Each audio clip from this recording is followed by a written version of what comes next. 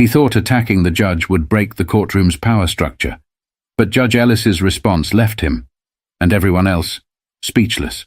The air in the courtroom was thick with tension. The hum of the fluorescent lights overhead was the only sound that filled the space, echoing faintly against the hard marble floors. Charles Whittaker sat at the defendant's table, his hands trembling ever so slightly. His wide, tired eyes scanned the room, but his focus kept returning to the person at the front, Judge Naomi Ellis. She was an imposing figure, her demeanor calm, but exuding authority. A black woman in a position of power in this predominantly white courthouse was not something most of the spectators were accustomed to. They watched, some with curiosity, others with open skepticism. But Judge Ellis wasn't bothered. She had earned her place there long before this trial began. Charles Whittaker had never imagined his life would lead him here. A middle-aged man with a troubled past. This was the culmination of years of poor decisions. Now, he was facing serious charges that could lock him away for 20 years. His mind raced as he heard the charges being read aloud: theft, assault, and more. The words felt like they were in a different language, far removed from his reality. Yet, the reality of it all was sinking in. He had always been good at talking his way out of trouble. But today was different. Today, he wasn't standing before just any judge. Judge Ellis had a reputation that reached beyond the courthouse walls. She wasn't one to be intimidated, nor was she one to show mercy without a valid reason. Charles didn't know it yet, but he was about to test her patience in the most dangerous way possible. The courtroom was silent as the prosecutor, a sharp woman named Leslie Hayes, began to outline the case against Whittaker. Her voice was steady and filled with confidence, contrasting starkly with the shaking hands of the man who stood accused. Whittaker's lawyer, a quiet man named George Patterson, seemed to shrink into the background, barely making a sound. Whittaker's fate, it seemed, was already decided in the eyes of the prosecution, but Charles wasn't ready to surrender just yet. His eyes darted around the room trying to find some kind of escape. His gaze landed on Judge Ellis again. She was flipping through her notes, scanning them as if she had already seen everything and everyone in the room 1,000 times before. She looked unbothered. But Charles could feel the weight of her attention on him. And that was when it hit him. He wasn't going to get out of this. Not with words, not with charm, and certainly not with whatever tricks he had up his sleeve.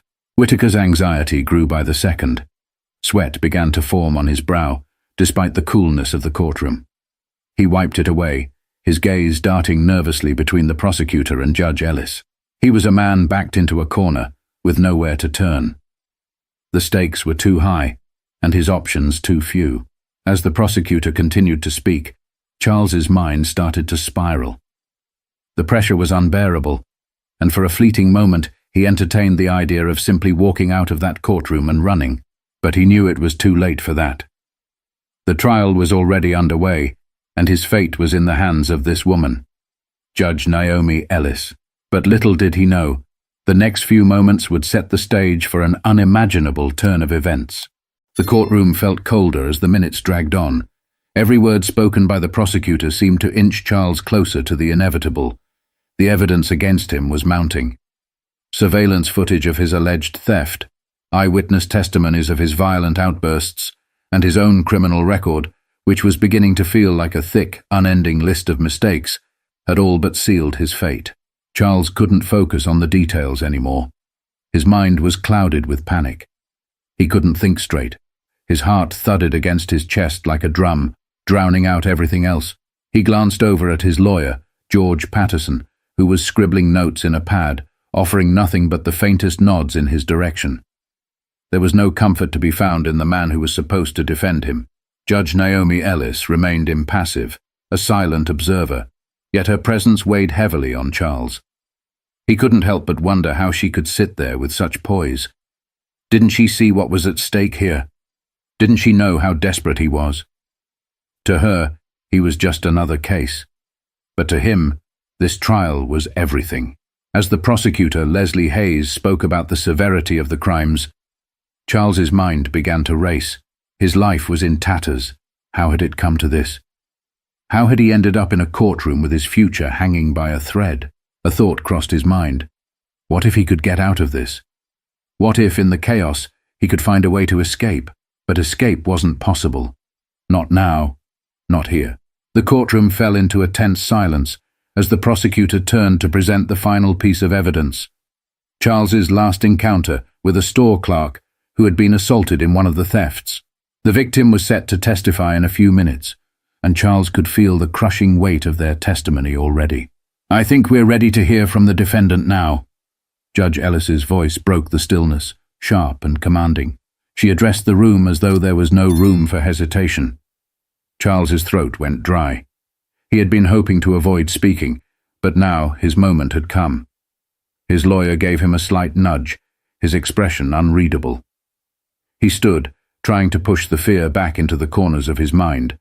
His legs were shaky as he approached the stand, his palms clammy as he placed them on the wood. He forced himself to look up at the judge. Her eyes met his, cool and calculating. It was as if she could see through him, as though she knew exactly what he was thinking. But Charles was used to manipulation. He had been good at getting by on charm and lies. He was about to try it again, hoping, praying, that it would be enough. "I didn't do what they're accusing me of," Charles began, his voice trembling slightly at first. "I'm not the person they say I am. I've made mistakes, sure, but I'm not a criminal. I was in a bad place, but I'm better now. I'm trying to turn things around." Judge Ellis didn't flinch. She simply stared at him, her expression unreadable. Charles continued, his words more desperate, more frantic as he fought to regain control. "I've got family, a wife, kids. They need me," he added, his voice breaking as he thought about the people he was trying to protect. His voice was starting to gain momentum, the adrenaline of the moment pushing him forward. "I've made some bad choices, but that doesn't define me." The courtroom was silent. The words hung in the air, his pleas falling on deaf ears. Or so he thought. He had tried every angle. The remorse, the appeal to family, the promise of change. But it wasn't working. The weight of his past was too much to lift, and it was suffocating him. He could feel his hands shaking now, his confidence slipping through his fingers. Judge Ellis sat unmoved, her eyes still locked on him. But the tension was about to shift, and Charles was about to make a decision that no one in that courtroom could have predicted. Charles could feel the room closing in on him. The weight of his own words seemed to press down harder with every breath he took. His throat was dry, his palms slick against the wooden stand. This wasn't how he had imagined things going. He had hoped that by speaking up, he could sway them, show them that he was more than the charges he faced. But instead, his words had only seemed to highlight the distance between him and the courtroom. It wasn't working. Nothing was working. Judge Ellis's gaze was unrelenting. She sat there, stoic and calm, as if she had heard it all before. To her, Charles was just another defendant, a face in a long line of criminals. It was as if she was already preparing her verdict, and that realization sent a wave of panic through him. He felt like a trapped animal, but it was more than just panic. It was the growing sense of desperation, the realization that no matter how hard he tried, no matter what he said, it wasn't going to change anything. His life, his freedom, was slipping away, and there was nothing he could do to stop it. His thoughts were spinning in circles, but they all pointed to one thing: rage. Rage at the system, rage at Judge Ellis, and ultimately, rage at himself. How had it come to this? The last few months of his life had been a blur of poor decisions and empty promises.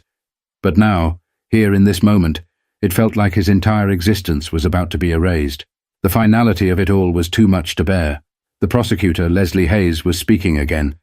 Her voice seemed distant, like a soft buzz in the background, but Charles could barely hear her over the deafening noise in his mind. It was as if the walls of the courtroom were pressing in on him, the faces of the spectators all blurring into one collective stare. Everything seemed to move in slow motion, his heart thundering in his chest. The only clear thing was Judge Ellis's unwavering gaze, boring into him, unblinking, unfeeling. He could feel the heat rising in his chest, burning his insides. His breaths became shallow and quick. The anger surged within him, uninvited and overwhelming. There was no turning back now. He wanted to scream, to lash out at the people who had cornered him, to do something, anything, to regain control. But in that moment, as the prosecutor's voice continued droning on, something snapped. Without thinking, Without hesitation, Charles stood up abruptly, his chair scraping against the floor as it flew back behind him. The courtroom gasped as he took a step forward, his body tense with the kind of fury that only someone who felt cornered could possess. His fists were clenched, his knuckles white. "Enough!" he shouted, his voice ragged, cracking with raw emotion. The sound of his outburst echoed through the room, bouncing off the walls and causing a ripple of discomfort in the onlookers. It wasn't just a shout, it was a scream of frustration, of desperation, and of a man who had completely lost control. Judge Ellis didn't flinch. She remained seated, her gaze still locked on him, her face unreadable. But the atmosphere in the room had shifted. The spectators were no longer passive. They were alert, their eyes darting from Charles to the judge. Even the bailiff tensed, his hand hovering over his holster. Charles took another step forward, his breath coming in ragged gasps. "You don't get it," he muttered, his voice barely more than a growl. "You don't know what it's like to be stuck in a hole with no way out." And then, in a moment of pure, unrestrained fury, he lunged forward. His hand shot out, aiming directly at Judge Ellis. It wasn't a well-thought-out move. It wasn't strategic. It was pure rage, a desperate attempt to break free, to make someone feel his pain. The room exploded in chaos. Gasps, cries of alarm, and the frantic shuffling of feet echoed in every corner of the courtroom. But in the midst of it all, Judge Ellis's reaction was the last thing Charles had expected. But before anyone could fully process the shock of his actions, Judge Ellis made her next move, and it left everyone in the room completely stunned. In an instant, the room descended into a frenzy. The sound of Charles's feet hitting the floor as he lunged forward was drowned out by the collective gasp of the courtroom. The bailiff moved to intercept, but it was Judge Ellis who acted first. Her calm, unwavering presence was something no one in that room could have anticipated, least of all Charles. As Charles's hand reached toward her, there was a blur of motion. In one smooth, almost imperceptible movement, Judge Ellis raised her hand and pointed directly at him. It wasn't a gesture of intimidation, but a deliberate signal, sharp, precise, and without hesitation. The force of the motion stunned everyone. The speed with which she responded caught Charles off guard, leaving him frozen in place for a split second, his anger momentarily redirected by sheer disbelief. But that wasn't the end. In the very next moment, the bailiff lunged at Charles, grabbing him by the shoulders and pulling him back. But Judge Ellis didn't stop there. She stood up from her chair with such authority that it silenced the entire courtroom, as if the mere act of her rising commanded everyone to listen. Her voice, when it came, was not the harsh reprimand one might expect. Instead, it was calm, controlled, yet filled with a quiet intensity that reverberated through the room. "Mr. Whittaker," Judge Ellis began, her voice cutting through the chaos like a blade, "you seem to believe that losing control will grant you power, but in reality, it only confirms your weakness." Her words were simple, but they had an undeniable weight. The courtroom fell silent, save for the muffled sounds of the bailiff holding Charles back. His chest heaved, his eyes wide with a mix of confusion and fury. The rage that had consumed him moments before now seemed distant, a fading echo in the presence of the judge's calm authority. Judge Ellis didn't take her eyes off of him as she continued. "You've chosen this path for yourself, and now you want to blame others for the consequences. You are responsible for your actions, Mr. Whittaker. No one else, and you will answer for them." Her words hung in the air, heavy with the kind of truth that was impossible to ignore. Charles could feel the heat of his anger dissipating, replaced by something else, something unsettling. It wasn't guilt, not exactly, but it was the undeniable realization that he had made a grave mistake, one that he couldn't undo. And worse still, his attack had only solidified his guilt in the eyes of everyone present. The room was still. No one moved. No one spoke. Even the judge's demeanor, so composed and resolute, commanded a respect that felt almost tangible. She was in control of herself, of the room, and of the situation. It was clear now that she wasn't just a judge because of her qualifications. She was a judge because of her strength, her wisdom, and her unwavering sense of justice. Charles stood there, his body tense and his face red with the remnants of his anger. But for the first time in this trial, He wasn't just fighting the system. He was fighting himself. The realization hit him harder than anything he had expected. It wasn't the judgment of the court he feared anymore. It was the judgment of his own conscience. The bailiff stepped back, his grip on Charles loosening. For a moment it seemed like Charles might collapse under the weight of the realization. But Judge Ellis wasn't finished. "Take him into custody," she said, her voice firm but not unkind. "But let it be known that this will not be a moment of weakness for me, nor will it be for the justice we stand for." The words were final. There was no room for argument, no space left for defiance. Charles's outburst, though an expression of frustration and rage, had been met with the kind of calm strength that only a few could truly embody. Judge Ellis had not only maintained control of the courtroom, she had redefined what it meant to hold power in a situation like this. But as Charles was escorted from the courtroom, the question lingered in the air. What would happen next? Would this turn of events change the course of the trial? Or had it sealed his fate once and for all? As Charles was escorted out of the courtroom, the tension in the air didn't immediately dissipate. The room was thick with shock, yet it was also marked by a profound respect for the way Judge Naomi Ellis had handled the situation. In an instant, she had gone from a quiet figure of authority to the undeniable force that everyone in the room would remember. Her poise, her strength, and her ability to maintain control despite the chaos was something no one would forget anytime soon. But for Charles Whittaker, the shock of his outburst was only the beginning. After a brief pause, Judge Ellis sat back down at her bench. She didn't allow the moment to linger. She knew that the trial was far from over, and now the stakes had somehow risen. What had started as a simple court session now carried a weight of its own, a tension that would follow every move, every word from here on out. The spectators, who had witnessed Charles's attack, now sat in stunned silence. Some whispered among themselves, no doubt talking about what had just transpired. The court reporter, her hands steady as ever, had captured every word, every gesture. She was an observer, but even she couldn't hide the look of disbelief on her face. No one could. Judge Ellis turned her attention back to the case. Her voice, when it cut through the stillness, was calm and unwavering. "We will proceed," she stated simply, but with a weight that seemed to settle over everyone in the room.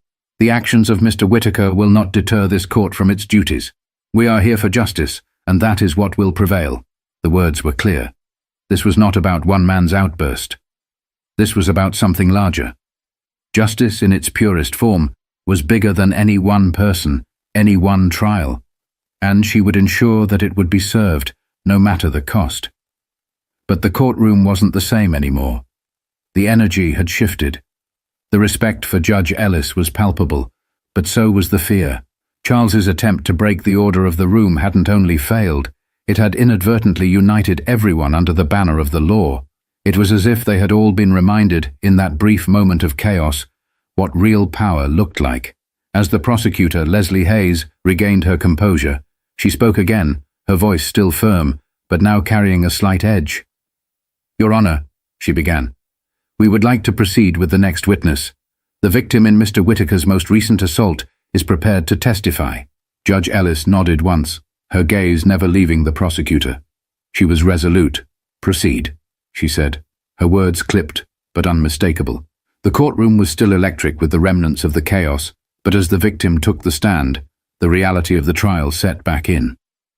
The victim was a middle-aged woman, shaking as she gave her testimony, recounting the fear she had felt when Charles had assaulted her during the theft. It was a story filled with pain, filled with the kind of helplessness that made the entire room feel it. As the woman spoke, her eyes never left Charles, who now sat silently in the back of the room, his shoulders hunched in shame. Despite the gravity of the testimony, there was something different in the air now. It was as though the courtroom had gained a renewed sense of purpose. The entire room seemed more focused, more driven. Judge Ellis's strength had sparked something deeper in everyone present. Justice was not a game. It was a duty, and it would be upheld. As the victim finished her testimony, the silence was deafening. Charles didn't look at her. He couldn't. His mind was elsewhere, swirling with the consequences of his actions. He had attacked a judge, His fate, already sealed, now felt even more inescapable. Judge Ellis, with a slow and deliberate motion, returned her gaze to Charles. "Mr. Whittaker," she began, her voice cutting through the heavy silence, "your actions in this courtroom have only confirmed what many of us already knew. Your disregard for authority, your lack of respect for the law, but what you failed to realize is that the law is not something that bends to your whims. It will prevail, and it will be your reckoning." But in that moment, Charles realized the truth of her words. His defiance had sealed his fate. He wasn't just up against the law, he was up against a force far greater than himself. As the court session adjourned for the day, the hum of quiet conversations filled the room. People were still processing the events they had just witnessed. Some were shaken by Charles Whittaker's outburst. Others were in awe of how Judge Naomi Ellis had handled it. The courtroom was no longer just a place for legal proceedings. It had transformed into a space where power, control, and justice had been put to the ultimate test. And in that test, it was clear who had won.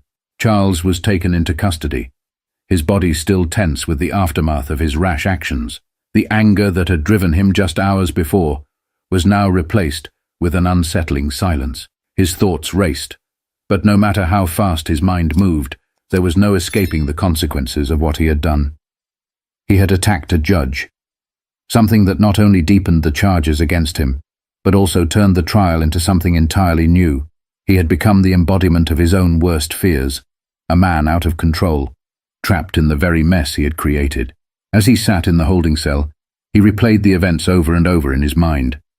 He had let his frustration boil over, thinking that maybe, just maybe, he could scare his way out of this. But it was Judge Ellis's calm response that haunted him now. How had she maintained such control? How had she, with just a few words and a look, made him feel smaller than he ever had before? She hadn't shouted. She hadn't lost her composure. She had simply spoken the truth, a truth he hadn't been ready to hear. And that truth had shattered him. The weight of his actions was far greater than he had imagined. What he had thought would be a final act of defiance had in reality been the final nail in his own coffin. In that single moment, he had gone from being a man with the possibility of redemption to someone whose future was already written. Meanwhile, Judge Ellis returned to her chambers, the chaos of the courtroom fading behind her. She had done what needed to be done. She hadn't just maintained order in the courtroom, she had shown the kind of strength that went beyond the law. She had reminded everyone in that room what true justice looked like. She didn't need to raise her voice or lose her temper. Her authority was something earned, not given. Her years of experience had prepared her for this moment, and she had proven that in ways no one could ignore. As she sat down at her desk, she took a deep breath. She didn't feel any relief. There was no satisfaction in putting someone in their place. Justice wasn't about winning or losing. It was about ensuring fairness, and it was a responsibility she took seriously every day. Her thoughts drifted for a moment to the many cases she had overseen in her career. She had seen the worst of humanity, but she had also witnessed redemption and change. She had sentenced criminals, yes, but she had also seen many come out of prison and rebuild their lives. It wasn't the judgment that defined her. It was the belief that the law had the power to correct, to heal, and to offer second chances. Charles Whittaker was no exception. His outburst hadn't changed the facts of his case, but it had revealed something deeper. A man who had lost his way and needed to face the consequences of his actions. Judge Ellis knew that his journey wasn't over yet. There would be more hearings, more moments of truth, and more decisions to be made. But the path forward for Charles was clear. He had to face himself first before he could face the law. As the sun began to set, casting a warm glow over the courthouse building, Judge Ellis stood up from her desk. She had done her job, and she had done it well. But more importantly, she had done it with the kind of integrity that made her proud of the work she had chosen to do. For Judge Ellis, it wasn't just about the trials she presided over. It was about making a difference, one decision at a time. And sometimes, that difference was made not with a gavel, but with the quiet power of composure and truth. As for Charles, his journey was far from over. But now, he would have to face the consequences. Not just in the courtroom, but within himself. Judge Naomi Ellis's strength and unwavering commitment to justice show us that true power doesn't come from losing control. It comes from the ability to stand firm and stay grounded, no matter the circumstances. The story of Charles Whittaker serves as a stark reminder that our actions have consequences, and we must be accountable for the choices we make. If you found this story impactful, make sure to hit that subscribe button for more real-life stories of strength, resilience, and the pursuit of justice. Share your thoughts in the comments. Do you think Judge Ellis's response changed the course of the trial? Let us know how you feel about the role of composure in maintaining authority. Don't forget to like and share this video with others who could benefit from hearing this lesson.